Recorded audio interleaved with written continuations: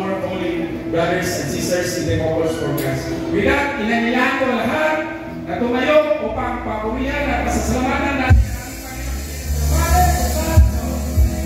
Amen!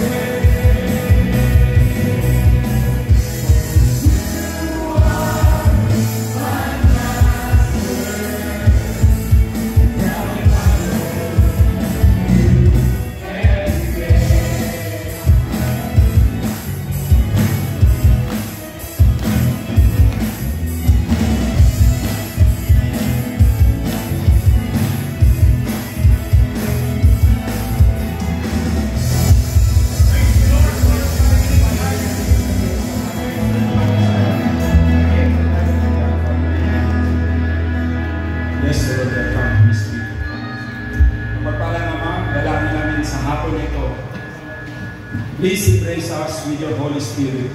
Let your Holy Spirit rest in our hearts and minds upang marinig ka namin dakilang Ama. Linisin mo ang lugar na ito para sa mga susunod na mga salita mo there, Lord God. Mabubusog kami at ito ang magiging weapon namin, Panginoon, para sa mga susunod na araw at kami mag-i-evangelize sa aming activities dito sa Focus for Christ. Lord, ang lahat na ito ay aming dalangin sa iyong mahal na anak, Jesus Cristo, who lives and reigns with you, the Holy Spirit, one God, forever and ever. Amen. And the Father,